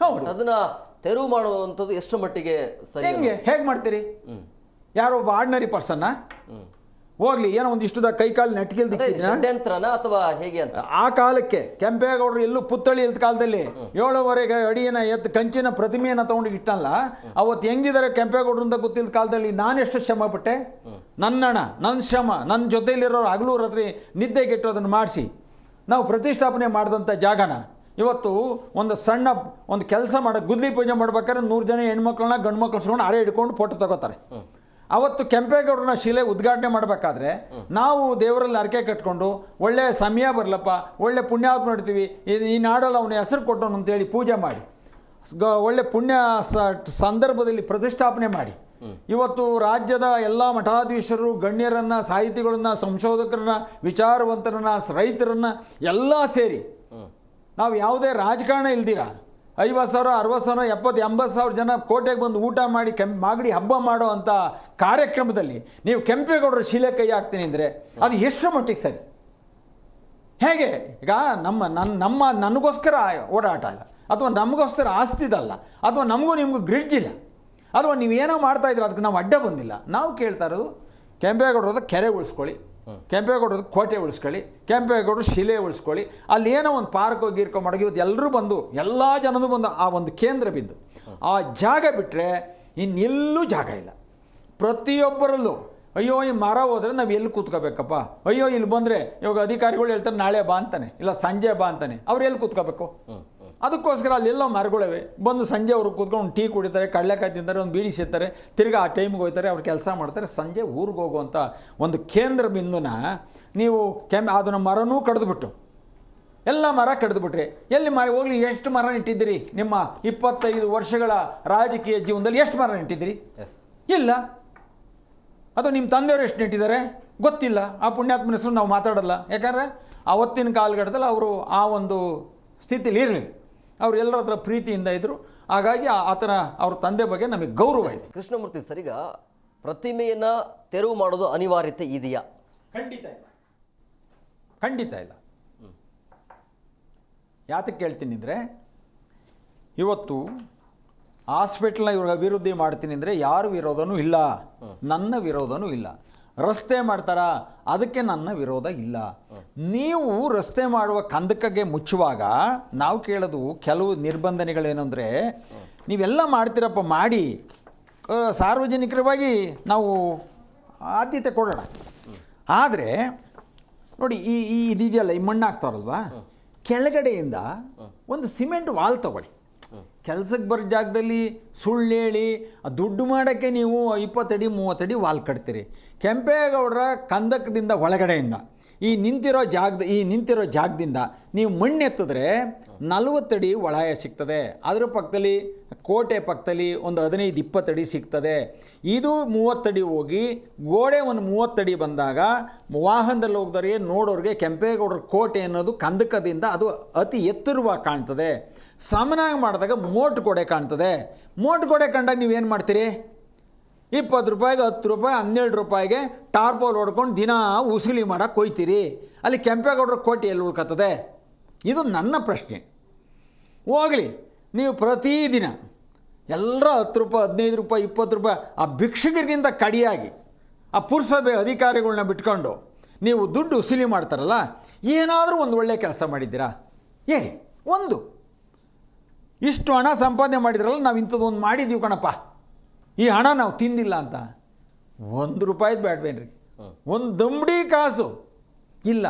ಕೆಂಪೇಗೌಡರ ಕಂದಕ ಸುತ್ತ ಗಿಡ ಕೀಳಿಸ್ಬೇಕಾದ್ರೆ ಪ್ರತಿ ವರ್ಷ ಹೋಗಿ ನಾನು JCB ಕೊಟ್ಟು ಕೀಳಿಸ್ಬೇಕು, ಕ್ಲೀನ್ ಮಾಡಿಸ್ಬೇಕು, ಆಯಿತಾ? ಇಲ್ಲಾಂದರೆ ಮರಗಳೇ ಬೆಳ್ಕೊಂಬಿಟ್ಟಿದ್ದವು. ಈ ಥರ ನೋಡಿದಾಗ ಅಸಹ್ಯ ಅನ್ನಿಸ್ತದೆ. ನಾವು ಯಾಕೆ ಇಲ್ಲಿವರೆಗೂ ಹೇಳಿಲ್ಲ ಅಂದರೆ, ಯಾವಾಗಲೂ ಮಾಡೋನು ಅದನ್ನು ಬಾಯಿ ಮುಚ್ಕೊಂಡು ಮಾಡಬೇಕು, ಎದೆಲ್ಲಿ ಇಟ್ಕೋಬೇಕು ಹೊರತು ಓಪನ್ನಾಗಿ ಮಾತಾಡಬಾರ್ದು. ಇವತ್ತು ನಾನು ಮಾತಾಡ್ತೇನೆ, ಅವನು ಏನೋ ಮಾತಾಡ್ತಾನೆ, ಯಾವುದೋ ಒಳ್ಳೆಯ ಕೆಲಸಕ್ಕೆ ಈ ಒಂದು ವಿಚಾರಗಳೇ ಸಮಸ್ಯೆಗಳು ಆಗಬಾರ್ದು ಅಂಥೇಳಿ ನಾನು ಅದನ್ನು ಭಾಳ ಇದ್ದೆ. ಅತಿಯಾದಾಗ ನಾವು ಪ್ರಶ್ನೆ ಮಾಡಲೇಬೇಕು ಅಂತ ಅನಿವಾರ್ಯತೆ ಬಂದಾಗ ನಾವು ಪ್ರಶ್ನೆ ಉದ್ಭವ ಮಾಡಬೇಕು. ಹೌದು, ಇಷ್ಟು ವರ್ಷ ನೀವು ದುಡ್ಡು ವಸೂಲಿ ಮಾಡ್ತೀರಲ್ಲ, ಹೋಗಲಿ, ಮಾಗಡಿಯಲ್ಲಿ ತರಕಾರಿ ಮಾರೋರಿಗೆ, ಕೋಳಿ ಮಾರೋರಿಗೆ, ಸೊಪ್ಪು ಮಾರೋರಿಗೆ, ನಿಂಬೆಹಣ್ಣು ಮಾರೋರಿಗೆ, ಗುಳ ಮಾರೋರಿಗೆ, ಏನಾದರೂ ಒಂದು ದಾರ ಮಾರೋನಿಗೆ, ಒಂದು ಯಾವುದೋ ಸಣ್ಣ ಪುಟ್ಟ ಯಾವುದೋ ಊರವರು ಬಂದು ಅಲ್ಲೆಲ್ಲ ರೋಡಲ್ಲಿ ಕೂತ್ಕೊಂಡು ಮಾಡೋರಿಗೆ 20 ರೂಪಾಯಿ 10 ರೂಪಾಯಿ ಎಲ್ಲರೂ ಬಿಟ್ಟು ವಸೂಲಿ ಮಾಡ್ತಿರಲ್ಲ, ಅದು ಕೆಂಪೇಗೌಡ್ರ ಊರು ಅಂತಾರ? ಕೆಂಪೇಗೌಡ್ರ ಊರು ಏನಿದು? ಯಾಕೆ ಆ ಭಾಳ ಬದಲು ಕಟ್ರಿ, ಎಲ್ರಿಗೂ ಒಂದು ಶೆಡ್ ಹಾಕ್ಕೊಡಿ, ಒಂದು 15-20 ಅಡಿ ಮಾಗಡಿ ತರಕಾರಿ ಮಾರೋರಿಗೆ ಶೆಡ್ ಹಾಕ್ಕೊಡಿ, 2000 ರೂಪಾಯಿ ಬಾಡಿಗೆ ಮಾಡಿರಿ. ಸರ್ಕಾರ ಹಾಳಾಗಿದೆಯಾ? ಬೇರೆದಕ್ಕೆಲ್ಲ ನಾವು ಗಣಸರು, ಕಾನೂನು ನಮ್ಮದು, ಅಧಿಕಾರ ನಮ್ಮದು, ನಾವು ಏನು ಬೇಕಾದ್ರೂ ಮಾಡ್ತೀನಿ ಅಂತ ನೀವು ಹೇಳ್ತಿರಲ್ಲ, ಇದನ್ನು ಮಾಡೋಕ್ಕೆ ನಿಮಗೆ ದಮ್ಮಿಲ್ವಾ? ನಿಮಗೆ ನಾವೆಲ್ಲ ಸೇರಿ ಓಟ್ ಹಾಕಿ ನಿನಗೆ ಪುಷ್ಟಿ ಕೊಟ್ಟು ನಿಲ್ಲಿಸಿಲ್ವಾ? ನೀನು ಯಾಕೆ ಮಾಡ್ತಾ ಇಲ್ಲ? ಎಸ್ ಕೃಷ್ಣಮೂರ್ತಿ ಸರಿ, ಇನ್ನೊಂದು ಪ್ರಶ್ನೆ. ಈಗ ಈ ಪ್ರತಿಮೆ ವಿವಾದ ಏನು ಶುರುವಾಯ್ತಲ್ಲ, ಈ ವಿವಾದಕ್ಕೆ ಸಂಬಂಧಪಟ್ಟಂತೆ ನೀವು ನೇರವಾಗಿ ಅಲ್ಲಿರುವಂತಹ ಶಾಸಕರ ಜೊತೆ ಮಾತುಕತೆ ಆಗಿಲ್ವಾ? ಮಾತಾಡುವಂಥ ಪ್ರಯತ್ನ ಇಲ್ಲ. ಒಂದಿನ ಫೋನಲ್ಲಿ ಮಾತಾಡಿದ್ರು, ಅದೇನೋ ಬಂದಿದೆ ಸರ್, ಬಂದು ಸರ್ವ್ ಮಾಡ್ತೀನಿ, ನೀವು ಬನ್ನಿ ಸರ್ ಅಂದರು. ಆಯಿತು ಅಂದೆ. ಆಮೇಲೆ ಯಾರು ಹೇಳ್ಕೊಡ್ರೆ, ಬಿಡೋಣ ನೀನು MLA ಆಗ್ಬಿಟ್ಟಿದ್ಯಾ, ಈಗ ಏನು ಅವ್ರನ್ನ ಕರೆದು ಮಾತಾಡೋದು, ಅವರೇ ಬರಲಿ ಹುಡಿಕೊಂಡು ಅಂದರು. ನಾನು ಹುಡಿಕೊಂಡು ಹೋಗೋಕ್ಕೆ ನನ್ನ ಮನೆ ಕೆಲಸ ಅಲ್ಲ, ನಾನು ಅವನಿಗೆ ಜವಾನ ಅಲ್ಲ. ನಾನು ಹೇಳಿದೆ, ನನ್ನ ಸ್ವಾಭಿಮಾನ ಬಂದಾಗ ನಾನು ಇದೇ ಅಲ್ಲ, ಅವನು ಎಂಥವನು ಬಂದರೂ ಇಲ್ಲ, ಅದು ನನ್ನ ಸ್ವಾಭಿಮಾನ. ಹಠವಾಗಿ ಬದುಕಿದ್ದೀನಿ, ನೇರವಾಗಿ ಬದುಕಿದ್ದೀನಿ, ಸುಳ್ಳು ವಂಚನೆಲ್ದಾಗ ಬದುಕಿದ್ದೀನಿ, ಯಾರ್ದೋ ಕೈ ಹೊಡ್ದಂಗೆ ಬದುಕಿದ್ದೀನಿ. ಯಾರೇ ಬಂದರೂ ಇದ್ರೊಳಗೆ ಬಾರಪ್ಪ ಹೇಳಪ್ಪ ಅನ್ನೋ ಮಟ್ಟಕ್ಕೆ ನಾನು ಇದ್ದಾಗ ನಾನು ಯಾರ ಹತ್ರ, ನಾನು ಆ ವಿಷಯದಲ್ಲಿ ಯಾರ ಮನೆ ಹತ್ರ ಬರಲ್ಲ ಅಂದೆ. ಅದೇನಾಯಿತು ಅವ್ರು ಬರಲಿಲ್ಲ ನಾನು ನೋಡೇ ಬಿಡ್ತೀನಿ. ಏನು ನೋಡ್ತೀಯಾ? ಏನು ಹಂಗನ್ಬಿಟ್ಟು ನಾನು ಬರಲ್ಲ ಅಂದ್ಬಿಟ್ಟು ಇಡೀ ಮಾಗಡಿನ ಸರ್ವನಾಶ ಮಾಡಿಬಿಡ್ತೀಯಾ? ಏನು ಮಾಡ್ತಾ ಇದೆಯಾ? ನಿಮಗೆ ಇನ್ನೊಂದು ವಿಚಾರ ಹೇಳ್ತೀನಿ. ಯಾರಾದರೂ ಬದುಕಿದ್ವಾಗಲೇ ಅಭಿವೃದ್ಧಿ ಕೆಲಸ ಇಲ್ದಿರ ಕೆರೆ ಮುಚ್ಬಿಟ್ಟು ಅವನೊಂದು ಪಾರ್ಕ್ ಮಾಡ್ಕೊಂಡ್ರೆ ಯಾರನ್ನ ಇವತ್ತು ಕರ್ನಾಟಕ ರಾಜ್ಯದಲ್ಲಿ ಯಾರನ್ನ ಇದ್ದರೆ ಅದು ಎಸ್ ಸಿ ಬಾಲಕೃಷ್ಣ. ಏನ್ರಿ ದುಡ್ಡು ಬೇಕು ಅಂತೇಳಿ ಆ ಅಕ್ಕಪಕ್ಕದೆಲ್ಲ ಕಸ ತುಂಬಿಟ್ಟು ಅದಕ್ಕೊಂದು 3 ಕೋಟಿ ಬಿಲ್ ಮಾಡಿಕೊಂಡು ಕೊನೆಗೆ ಅವನ ಹೆಸರಿಕೊಂಡವನಲ್ಲ ಉತ್ತಮವನ್ನು ಮಾಡೋ ಕೆಲಸನ ಇದು? ನೀನು ಸಾಧನೆ ಮಾಡಿದ್ರೆ ಯಾರೋ ಬಂದು ಮಾಡ್ತಾರ್ರಿ ನಿನಗೆ. ಈಗೆಲ್ಲ ಪುಣ್ಯಾತ್ಮ ಸತ್ತವ್ರದೆಲ್ಲ ಇವು ಕೆಂಪೇಗೌಡ್ರ ಬರ್ಕೊಟ್ಬಿಟ್ಟು ಎಲ್ಲ ಅವ್ರ ಹೆಸರಾಕೊಂಡು ಹೋಗಿದ್ರಾ? ಅವ್ರು ಮಾಡಿರೋ ಧರ್ಮ, ಅವ್ರು ಮಾಡಿರೋ ಪ್ರಾಮಾಣಿಕತೆ, ಅವ್ರು ಮಾಡಿರೋ ನಿಷ್ಠೆ, ಅವ್ರು ಕೊಟ್ಟಂಥ ನಮಗೆ ಮಾರ್ಗದರ್ಶನ, ಅವ್ರು ಕೊಟ್ಟಂಥದ್ದು ಈ ಕೊಡುಗೆಗಳು ನಮಗೆ ಹೇಳಿ ಮಾಡಿಸ್ತಾ ಇದೆ. ನಿನ್ನ ಕೊಡುಗೆ ಏನು? ಅಂಬರೀಷ್ ಅವ್ರದ್ದು ಶಿಲೆಯಾಗಿದೆ, 9 ವರ್ಷ ಆಯ್ತು ಸರ್, ಇವತ್ತು ಉದ್ಘಾಟನೆ ಇಲ್ಲ, ಆಫು. ಅದೇನೇ ಇರಲಿ, ಅವ್ರು ಯಾರು? ರಾಮಣ್ಣ ಅಂತ ಪತ್ರಕರ್ತರು, ಅವರು ಬಾಲಕೃಷ್ಣ ಅವರ ಹಿಂಬಾಲಕರು. ಅವನು ಹೇಳ್ದ ಇದು ಮಾಡಿ ಉದ್ಘಾಟನೆ ಮಾಡಿಬಿಡಾಕೋಣ ಅಂದಂತೆ. ಇವತ್ತಿನವರೆಗೂ ಅದ್ರ ಮೇಲೆ ಕವರ್ ತೆಗ್ದಿಲ್ಲ. ಹೋಗಲಿ, ಅದೊಂದು ಮುಗೀತಾ. ವಿಷ್ಣುವರ್ಧನ್ನ ಯಾರೋ ಒಬ್ಬ ಅಭಿಮಾನಿ ಬಸ್ ಸ್ಟ್ಯಾಂಡ್ ಪಕ್ಕದಲ್ಲಿ ಒಂದು ಕಾರ್ನರ್ ಜಾಗದಲ್ಲಿ ಇವ್ರದ್ದೊಂದು ಶಿಲೆ ನಿಲ್ಲಿಸಿದ್ದಾರೆ, ಬೋರ್ಡ್ ಹಾಕಿದ್ದಾರೆ, ಎಲ್ರಿಗೂ ಕಾಣ್ತದೆ. ಅದ್ರ ಮುಂದೆ 365 ದಿನವೂ 100, 200, 300 ಮಂಕ್ರಿಗಳು ಇರ್ತವೆ. ಚಿಕ್ಕದು ದೊಡ್ಡದು ಗೂಡೆಗಳು ಎಲ್ಲ ಸೇರಿ 200, 300 ಇರ್ತವೆ. ಯಾವತ್ತೂ ನೀವು ನೋಡಿದ್ರು ವಿಷ್ಣುವರ್ಧನ್ ಏನಾದರೂ ಮುಂದೆಗಡೆ ಇದ್ದರೆ ಆ ಮಂಕ್ರಿ ಬಿಟ್ಟರೆ ಇವತ್ತಿನವರೆಗೂ ಇನ್ನೇನೂ ಕಾಣಲಿಲ್ಲ. ಹೋಗಲಿ, ಏನಾದರೂ ಒಬ್ಬರು ಮಾಡಿದಾಗ, ಸಂಘ ಸಂಸ್ಥೆಗಳು ಮಾಡಿದಾಗ, ಇಲ್ಲಪ್ಪ ಇದು ಮಾಡಬೇಡಿ, ಇಲ್ಲ ಇದನ್ನು ಮಾಡಿರಿ, ಬನ್ನಿ ನಾವು ಜೊತೇಲಿ ಬರ್ತೀವಿ, ನೀವು ಮಾಡಿ, ರಾಜಕೀಯ ಹೊರತುಪಡಿಸಿ ಎಲ್ಲ ನಾವು ಒಟ್ಟಿಗೆ ಮಾಡೋಣ ಅಂದಾಗ ನಿನ್ನ ಪ್ರೀತಿ ಎಷ್ಟಾಗ್ತಿತ್ತು? ಇವತ್ತು ನಾನು ಕೆಂಪೇಗೌಡರದ್ದು, ಇವತ್ತು ನಾನು ಪಕ್ಷದಲ್ಲೇ ಇದ್ದು ನಿನ್ನ ಬೆಳೆಸಿ, ಇವತ್ತು ನಾನು ಪಕ್ಷದ ಬಗ್ಗೆ ನಾನು ಮಾತಾಡ್ತಾ ಇಲ್ಲ, ರಾಜ್ಯದವ್ರ ಬಗ್ಗೆ ಮಾತಾಡ್ತಾ ಇಲ್ಲ. ಯಾಕೆ ಅಂದರೆ ಅವ್ರು ಯಾರೇ ರಾಜ್ಯದವ್ರು ಕೇಳಿದ್ರು ಶಾಸಕರು ಹೇಳ್ತೀವಿ ಅಂತಾನೆ. ನೀನೇ ಸರಿ ಇಲ್ಲ, ನೀನು ಅವನು ಇವನಿಗೆ ಹೇಳಿ ಇವ್ನು ನನಗೆ ಹೇಳೋದೇನು? ಏನು ನಾವು ಜವಾನ್ರಾ? ಇಲ್ಲ ನಿಮ್ಮ ಹತ್ರ ಯಾವತ್ತಾನ ಬೇಡಿಕೆ ಇಟ್ಟಿದ್ದೀವಾ? ಇಲ್ಲ ಯಾವತ್ತಾರ ಒಂದು ಅಧಿಕಾರ ಕೊಡಿ, ದುಡ್ಡು ಕೊಡಿ ಅಂತ ಕೇಳಿದ್ದೀವಾ? ನಿಮಗೆ ನನ್ನ ದುಡ್ಡು ಹಾಕ್ಕೊಂಡು ಶ್ರಮ ಕೊಟ್ಟು ಪ್ರತಿಯೊಬ್ಬ ಬಂದಾಗಲೂ ನಿಮಗೆ ನಾವು ಸೇವೆ ಮಾಡಿದ್ದೀವಿ, ನಾವು ಮತ ಹಾಕ್ಸಿದ್ದೀವಿ. ಒಂದು ಸಾರಿ ಆಕ್ಸಿಡೆಂಟ್ಗೆ ಸಾಯಬೇಕಾಗಿತ್ತು, ಅವತ್ತು ನಾವು ಬದುಕಿ ಅವ್ರಿಗೆ ಓಟ್ ಹಾಕ್ಸಿದ್ದೀವಿ. ಇವೆಲ್ಲ ಇದ್ದಾಗ ಸ್ವಾಭಿಮಾನ ಇರೋನು ಯಾವನು ಯಾರ ಹತ್ರನೂ ಹೋಗಲ್ಲ. ಹಂಗಾಗಿ ನಾನು ಸ್ವಾಭಿಮಾನದಲ್ಲಿ ಬದುಕಿದ್ದೀನಿ. ಏನು ಕೃಷ್ಣಪ್ಪ ಅವ್ರು ಏನೋ ಮಾಡ್ತಾ ಕಣಯ್ಯ, ಅವ್ನು ಏನು ಮಾಡ್ಬಿಟ್ಟು ಹುಡುಕ್ಬಿಟ್ಟು ಏನಯ್ಯ ಐತೆ? ಸೋಳೆ ಮನೆಗೆ ಹೋಗಲ್ಲ, ಇಷ್ಟ್ಬಿಟ್ಟು ಆಡೋಕ್ಕೆ ಹೋಗಲ್ಲ, ಕುಡಿಯೋಕ್ಕೆ ಹೋಗಲ್ಲ, ಜೋಲ್ ಕಲ್ಗೆ ಹೋಗಲ್ಲ, ಒಬ್ರು ಭೂಮಿ ಕಿತ್ಕೊಂಡಿಲ್ಲ, ಇಲ್ಲ ಒಬ್ರು ಮನೆ ಹಾಳು ಮಾಡಿಲ್ಲ. ಏನು ಇಲ್ದ್ಮೇಲೆ ನೀನೇನು ನನಗೆ ಮಾಡೋದು? ನಾನು ನೇರವಾಗಿದ್ದೀನಿ, ನೇರವಾಗಿ ಮಾತಾಡ್ತೀನಿ. ಇಲ್ಲಲ್ಲ, ನಾನು ಎಲ್ಲಿ ಕರೆದ್ರೂ ಮಾತಾಡ್ತೀನಿ. ನಾನು ಇಷ್ಟಿದ್ದವನು ಕೃಷ್ಣಪ್ಪ ರೌಡಿ. ಏನು ರೌಡಿನೇಯ? ಇಂಥ ಕೆಲಸಗಳು ಮಾಡ್ತಿರಲ್ಲ, ಅತಿರೇಕಕ್ಕೆ ಹೋದಾಗ ನಿಮ್ಮ ತಲೆ ಮೇಲೆ ಕುಕ್ಬೇಕಾ? ಇಲ್ಲ ಅವತ್ತು ನಿಮ್ಮ ಪಾದ ಪೂಜೆ ಮಾಡ್ಬೇಕಾ? ಹೇಳಿ. ಇದೆಲ್ಲ ಮನುಷ್ಯನಿಗೆ ಒಂದು ಹಂತ ಅಂತ ಇರ್ತದೆ. ಪ್ರೀತಿಗಾಗಲಿ, ದ್ವೇಷಕ್ಕಾಗಲಿ, ಅಸೂಯೆ ಪಡೋಕ್ಕಾಗಲಿ, ಒಬ್ಬನ್ನ ಕೆಟ್ಟದಾಗಿ ಪ್ರತಿಬಿಂಬಿಸೋಕ್ಕೆ ಎಲ್ಲದಕ್ಕೂ ಒಂದು ಹಂತ ಇದೆ ನೋಡಿ. ಯಾವತ್ತು ಹಂತವನ್ನು ಮೀರಿದಾಗ ಎಲ್ಲವೂ ವಿಷ ಆಗ್ತದೆ. ಇವತ್ತು ಹಾಲು ಅಮೃತ, ನಾವು 1 ಗ್ಲಾಸ್ ಕುಡಿದ್ರೆ ಅದು ಅಮೃತ, 2 ಗ್ಲಾಸ್ ಕುಡಿದ್ರೆ ಸಾಕು ಅನಿಸ್ತದೆ, 3 ಗ್ಲಾಸ್ ಬಿಟ್ಟರೆ ಬೇದಿ ಆಯ್ತದೆ, 4 ಕುಡಿದ್ರೆ ಅವನು ಹಾಸ್ಪಿಟ್ಲಿಗೆ ಹೋಗ್ಬೇಕು. ಯಾವುದನ್ನು ಕುಡ್ದು? ಅಮೃತ ಕುಡ್ದು. ಅಂಥದ್ದನ್ನ ನೀವು ಬರೇ ವಿಷಕ್ಕಾಕ್ಕಿದ್ರೆ ತಿನ್ನೋರು ಯಾರು? ಅದರಿಂದ ಯಾರು ವಿಷಕ್ಕಾಗ್ತಾನೆ ಕೊನೆಗೆ ಅದೇ ವಿಷನ ಅವರೇ ಕುಡಿಬೇಕು. ಇದು ಇವತ್ತಿನ ಕಲಿಯುಗದ ಪಾಠ. ಎಸ್ ಸರ್, ಈಗ ಪ್ರಮುಖವಾಗಿ ಏನು ಹೇಳ್ತೀರಿ, ಈಗ ಒಂದು ಜಾಗದಲ್ಲಿ ಅಭಿವೃದ್ಧಿ ಕೆಲಸ ಆಗಬೇಕು ಅಂದರೆ ಅಲ್ಲಿರುವಂಥ ಮರಗಳನ್ನು ತೆಗೆದು ಹಾಕಲಾಗತ್ತೆ ಅಂತ ತೆರವು ಮಾಡಲಾಗುತ್ತೆ. ಬಟ್ ಆ ಮರಗಳನ್ನು ಅಲ್ಲಿ ಹಾಕೋಕ್ಕಾಗಲ್ಲ. ಬಟ್ ಬೇರೆ ಕಡೆಗೆ ಈಗ ಒಂದು ಮರ ಕಡಿಬೇಕಂದ್ರೆ ಅದಕ್ಕೆ 10ರಷ್ಟು ಮರಗಳನ್ನು ಕಡಿಬೇಕು ಅಂತ ನಿಯಮ. ಬೇರೆ ಕಡೆಗೆ ನೀವು ಮರಗಳನ್ನು ನೇಟ್ ಹಾಕಿದರೆ ಅಲ್ಲಿರುವಂಥ ಸ್ಥಳೀಯರಿಗೆ ಏನು ಪ್ರಯೋಜನ ಆಗತ್ತದು? ಎಕ್ಸಾಕ್ಟ್ಲಿ. ಅಂದರೆ ಈ ಆಕ್ಸಿಜನ್ ಇದು ಸ್ಪೇಸ್ ಅಂತ ಹೇಳ್ತೀವಲ್ಲ, ಎಲ್ಲಿ ಜನ ಇದ್ದಾರೆ ಅಲ್ಲಿ ಇರಬೇಕು. ಯಾಕೆ ಪಾರ್ಕ್ಸ್ಗಳು ಆ ಹಿಂದಿನ ಕಾಲದಲ್ಲೇ ಪಾರ್ಕ್ಸ್ಗಳು ಎಲ್ಲೆಲ್ಲಿ ಕಟ್ಸಿದ್ರು? ಯಾಕೆ ಕಟ್ಸಿದ್ರು ಅಂದರೆ ಜನ ಇದ್ದರೆ ಅದಕ್ಕೆ ಆಕ್ಸಿಜನ್ ಇದು ಬೇಕು ಅಂತ. ಅದನ್ನು ನಾವು ಕಡಿತಾ ಇರೋದ್ರಿಂದ ನಾವು ಈಗ ನೋಡ್ತಾ ಇದ್ದೀವಿ ಪ್ರಕೃತಿ ಅನಾವೃಷ್ಟಿ ಅತಿವೃಷ್ಟಿ ಯಾಕೆ ಆಗ್ತಾ ಇದೆ, ಯಾಕೆ ಟೆಂಪ್ರೇಚರ್ಗಳು ಬೆಳೀತಾ ಇದೆ, ಯಾಕೆ ಕ್ಲೈಮೆಟಿಕ್ ಚೇಂಜಸ್ ಆಗ್ತಾ ಇದೆ, ಅದು ನೋಡಿನೂ ನಾವು ಕಲಿತಾ ಇಲ್ಲ, ಅದು ನೋಡಿನೂ ನಾವು ಇದನ್ನು ಕಡಿಯೋಕ್ಕೆ ಹೋಗ್ತಾ ಇದ್ದೀವಿ. ಈಗ ಇರೋ ಕಡೆ ಒಳ್ಳೆ ಕಡೆ ಪ್ರತಿಮೆ ಇದೆ, ಎಲ್ಲರಿಗೂ ಸಾಹೇಬ್ರು ಹೇಳ್ದಂಗೆ ಎಲ್ಲ ಕಡೆ ಎಲ್ಲರಿಗೂ ಅನುಕೂಲವಾಗಿದೆ, ಅದನ್ನು ಕಡ್ದು ಅಲ್ಲಿ 400 ಮರಗಳು ಇರೋದೆ, 500 ಮರಗಳನ್ನು ಕಡ್ದುಬಿಟ್ಟು ಅಲ್ಲಿ ಸ್ಥಾಪನೆ ಮಾಡೋದು ಎಲ್ಲಿದ್ದು ವಿವೇಚನೆ ಇದು? ಇದು ಯಾರು ಇದಕ್ಕೆ ಅವ್ರಿಗೆ ಆ ಥರ ಬುದ್ಧಿ ಕೊಡ್ತಾ ಇದ್ದಾರೆ? ಇದನ್ನ ಯಾವತ್ತೇ ಆದರೂ ಪಾರ್ಕ್ಗಳು ಬೆಳೆಸಬೇಕು ಅಥವಾ ಕೆರೆ ಕಟ್ಟೆ ಕಟ್ಟಬೇಕು. ಇರೋ ಕಟ್ಟೆಗಳನ್ನು ಮುಚ್ಚಿ ಇವತ್ತು ನಾವು 1500 ಅಡಿ 1800 ಅಡಿವರೆಗೆ ಹೋಗ್ಬಿಟ್ಟಿದ್ದೀವಿ ನೀರಿಗೆ. ಇರೋ ಮರಗಳು ಕಡಿದ್ರೆ ಏನಾಗ್ಬೋದು? ಮಳೆ ಬೆಳೆ ಹೆಂಗಾಗತ್ತೆ? ಅಷ್ಟು ನಮಗೆ ಇದಿಲ್ಲ ಅಂದರೆ ಒಂದು ಮಳೆ ಬರಬೇಕಾದ್ರೆ ಅದ್ರಿಗೆ ಆ ಟ್ರೀಸಿಂದು ಎಷ್ಟು ಪ್ರಾಮುಖ್ಯತೆ ಇದೆ ಅನ್ನೋದನ್ನು ನಾವು ಅರಿದಲ್ಲೇ ನಾವು ಯಾವ ನಿಟ್ಟಿನಲ್ಲಿ ಹೋಗ್ತಾ ಇದ್ದೀವಿ? ಎಸ್ ಕೌಶಿಕ್ ಸರ್, ಮರಗಳಿಲ್ಲದೆ ಬೆಂಗಳೂರಿನ ಪರಿಸ್ಥಿತಿಯನ್ನು ಕ್ವಿಕ್ ಆಗಿ ಹೇಳೋದಾದ್ರೆ 30 ಸೆಕೆಂಡಲ್ಲಿ ನೋಡಿ. ಈಗ ಆ ಜಾಗದಲ್ಲಿ ಬರೀ ಪ್ರತಿಷ್ಠಾಪನೆ ನಿರ್ಮಾಣ ಆಗಿದೆಯಲ್ಲ ಕೆಂಪೇಗೌಡರದು, ಅವತ್ತಿನ ದಿನದಕ್ಕೇನೆ ಅದನ್ನ ಕೆಂಪೇಗೌಡ ಉದ್ಯಾನವನನು ಅಂತಲೂ ಘೋಷಿಸ್ಬಿಟ್ಟಿದ್ರೆ ಇವತ್ತು ಈ ಪರಿಸ್ಥಿತಿ ತನಕ ಬರ್ತಿರ್ಲಿಲ್ವೇನೋ ಅಂತ ಅನ್ಸತ್ತೆ.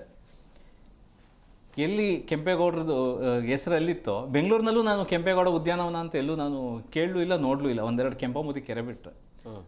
ಹಾಗಾಗಿ ಎಲ್ಲೆಲ್ಲಿ ಮನುಷ್ಯರು ವಾಸದ ಸ್ಥಳದಲ್ಲಿ ವಿಜಯರಾಜ್ ಅವರು ಹೇಳ್ದಂಗೆ ಎಲ್ಲಿ ಮನುಷ್ಯರು ಇರ್ತಾರೋ ಅಲ್ಲಿ ಸುತ್ತಮುತ್ತಲೂ ಮರ ಗಿಡಗಳ ಅವಶ್ಯಕತೆ ಇದೆ ಹೊರತು ನಮ್ಮಲ್ಲಿ ಏನು ನಾವು ಡೆವಲಪ್ಮೆಂಟ್ಗೋಸ್ಕರ ದೊಡ್ಡ ದೊಡ್ಡ ಬಿಲ್ಡಿಂಗ್ಗಳು ಕಟ್ಟೋದು, ಬ್ಲಾಕ್ಸ್ಗಳು ಕಟ್ಟೋದು, ಇದರಿಂದ ಪರಿಸರಕ್ಕೂ ತೊಂದರೆನೇ. ಮುಂಬರುವ ಪೀಳಿಗೆಗೆ ನಾವೇನು ಬಿಟ್ಕೊಟ್ಟು ಹೋಗ್ತಾ ಇಲ್ಲ. ಸಿಮೆಂಟ್ಗಳದ್ದು ಗೋಡೆಗಳು ಬಿಟ್ಟರೆ 4 ಗೋಡೆ ಬಿಟ್ಟರೆ ಮುಂದಿನ ಪೀಳಿಗೆಗೆ ನಾವು ಏನು ಬಿಟ್ಕೊಟ್ಟು ಹೋಗ್ತಾ ಇಲ್ಲ ಅನ್ಸುತ್ತೆ, ಪರಿಸರ ಉಳಿಸೋ ಒಂದು ದೃಷ್ಟಿಕೋನದಲ್ಲ ನೋಡಿದ್ರೆ. ಎಸ್ ಕೃಷ್ಣಮೂರ್ತಿ ಸರ್, ಕ್ವಿಕ್ ಆಗಿ ಕೊನೆಯದಾಗಿ ಏನು ಹೇಳ್ತೀರಿ? ನಿಮ್ಮ ಹೋರಾಟ ಹೇಗಿರುತ್ತೆ? ಒಂದು, ಮಾಗಡಿ ಗಂಟು ಮೆಟ್ಟಿದ ಮಣ್ಣು. ಆಮೇಲೆ ಶ್ರೀ ಕುಮಾರಸ್ವಾಮಿಯವರು ಶ್ರೀ ಬಾಲಗಂಗಾಧರ ಸ್ವಾಮಿ ಹುಟ್ಟಿದಂಥ ಜನ್ಮಸ್ಥಳ, ಕೆಂಪೇಗೌಡರು ಕಟ್ಟಿದಂಥ ನಾಡು ಕಟ್ಟಿದಂಥ ಪುಣ್ಯಾತ್ಮನ ಅದೊಂದು ಮೂಲ ಸ್ಥಾನ. ಹಾಗಾಗಿ ಮಾಂಡವ್ಯ ಮಿಶ್ರು ಕಣ್ವಶ್ರೀ ಮಹರ್ಷಿಗಳು ಸಿದ್ಧಿಪುರುಷರ ಅನುಗ್ರಹದಿಂದ ಇವತ್ತು ಮಾಗಡಿ ಕ್ಷೇತ್ರದಲ್ಲಿ ಎಲ್ಲೇ ಮಳೆ ಬೆಳೆ ಆಗದೇ ಇದ್ದರೂ ಪ್ರತಿ ವರ್ಷ ಅಲ್ಲಿ ಒಂದು ಬೆಳೆ ಆದೇ ಆಗುತ್ತೆ. ಭಗವಂತನ ವರುಣನ ಆಶೀರ್ವಾದ ಆಗ್ತಂದರೆ ಅದು ಕೆಂಪೇಗೌಡರು ಮಾಡಿದಂಥ ಧರ್ಮ, ಪ್ರಾಮಾಣಿಕತೆ, ನಿಷ್ಠೆ, ಅಲ್ಲಿ ಭಗವಂತನ ಪ್ರಾರ್ಥನೆ ಮಾಡಿದಂಥ ಒಂದು ಪುಣ್ಯ ಸ್ಥಳ. ಅದು ಧರ್ಮ ಉಳಿಬೇಕು. ಕೆಂಪೇಗೌಡರ ಕೋಟೆ ಮತ್ತು ಕೆಂಪೇಗೌಡರ ಶಿಲೆ ವಿನ್ಯಾಸದ ವಿಷಯದಲ್ಲಿ ಶಾಸಕರು ಇವತ್ತು ಎಚ್ಚೆತ್ಕೋಬೇಕು. ನಾನು ಕೊನೆಯದಾಗಿ ಮನವಿ ಮಾಡ್ಕೊಂಡು ಹೇಳ್ತೀನಿ, ದಯಮಾಡಿ ಈ ಒಂದು ಕೆಲಸದಲ್ಲಿ ವಿಚಾರವನ್ನು ಮಾಡಿ ನೀವೇನೇ ಮಾಡಿದ್ರೂ ಧರ್ಮಕ್ಕೆ ಜಯ ಸಿಕ್ಕೇ ಸಿಗುತ್ತೆ. ಆ ಧರ್ಮ ಆದಮೇಲೆ ಅದು ಮುಂದಿನ ಜನಗಳ ಬಾಯಿಗೆ ಆಹಾರ, ನಾನಾಗಲಿ ನೀವಾಗಲಿ ಆಹಾರವಾಗಬೇಕಾಗತ್ತೆ. ಅದು ಆಗೋದು ಬೇಡ. ಒಳ್ಳೆಯ ರೀತಿಯಲ್ಲಿ ಇವತ್ತು ಆ ಒಂದು 2 ವಿಷಯವನ್ನು ಬಿಟ್ಟು ನಾವು ನಿಮಗೆ ಸ್ವಾಗತವನ್ನು ಬಯಸ್ತೀವಿ. ನಿಮ್ಮ ರಾಜಕಾರಣದಲ್ಲಿ ನಾವು ಅದರ ಬಗ್ಗೆ ಮಾತಾಡೋದಕ್ಕೆ ಇಷ್ಟ ಇಲ್ಲ. ಹಾಗಾಗಿ ಇಷ್ಟೇ ನನ್ನಲ್ಲಿ ಪ್ರಾರ್ಥನೆ. Yes, okay, thank you very much 3 ಜನಕ್ಕೆ ಇಷ್ಟೊತ್ತು ಕಾರ್ಯಕ್ರಮಕ್ಕೆ ಜಾಯ್ನ್ ಆಗಿದ್ದಕ್ಕೆ. ಎಸ್, ನೋಡಿದ್ರಲ್ಲ ವೀಕ್ಷಕರೀಗ ಪ್ರತಿಮೆ ನಿರ್ಮಾಣೋದು ಅದು ಒಂಥರ ಗೌರವದ ಸೂಚಕ. ಆದರೆ ಇದ್ದಕ್ಕಿದ್ದಾಗೆ ತೆರವು ಮಾಡ್ತೀರಿ ಅನ್ನೋದು ಅದು ಸರಿಯಲ್ಲ. ಯಾಕೆ ಅಂತ ಹೇಳಿದ್ರೆ ಮಾಗಡಿ ಅನ್ನೋದು ಮೂಲ ಸ್ಥಾನ. ಅದು ಈಗ ಜನ ಹೇಳ್ತಾ ಇರುವಂಥದ್ದು ಕೆಂಪೇಗೌಡರು ಕಟ್ಟಿರುವಂಥ ಬೆಂಗಳೂರೇ ಬೇಕು, ನಿಮ್ಮ ಅಭಿವೃದ್ಧಿ ಕೆಲಸ ಕಾರ್ಯಗಳು ನಮಗೆ ಬೇಕಾಗಿಲ್ಲ ಅಂತ ಸ್ಥಳೀಯರು ಈಗ ಪ್ರಶ್ನೆಯನ್ನು ಮಾಡ್ತಿದ್ದಾರೆ. ಅದರ ಜೊತೆಗೆ ನಿಮ್ಮ ಅಭಿವೃದ್ಧಿಯ ಕೆಲಸ ಕಾರ್ಯಗಳಿಗೆ ಮರಗಳ ಮಾರಣ ಹೋಮ ಇದೆಯಲ್ಲ, ಅದನ್ನು ಕೂಡ ಯಾರು ಕೂಡ ಸಹಿಸ್ಕೊಂಡು ಇರೋಕ್ಕಾಗಲ್ಲ. ಸೊ ಅಭಿವೃದ್ಧಿ ಮಾಡಬೇಕಂದ್ರೆ ಬೇರೆ ಕಡೆ ಮಾಡಿ. ಇರುವಂಥ ಪ್ರತಿಮೆಯನ್ನು ನೀವೇ ಹಾಕಿ ಅದನ್ನು ಬೇರೆ ಕಡೆಗೆ ಶಿಫ್ಟ್ ಮಾಡುವಂಥದ್ದು ಮತ್ತು ಅದನ್ನು ಬೆಳೆಸುವಂಥ ಕೆಲಸಕ್ಕೆ ಮುಂದಾಗ್ತೀರಿ ಅಂತೀರಿ. ಇದಾಗಿತ್ತು ಇವತ್ತಿನ ವಿಶೇಷ. ಮತ್ತಷ್ಟು ಅಪ್ಡೇಟ್ಸ್ಗಾಗಿ ನೋಡ್ತಾ ಇರಿ ಜಿ ಕನ್ನಡ ನ್ಯೂಸ್. ಸತ್ಯವೇ ಸುದ್ದಿಯ ಜೀವಾಳ.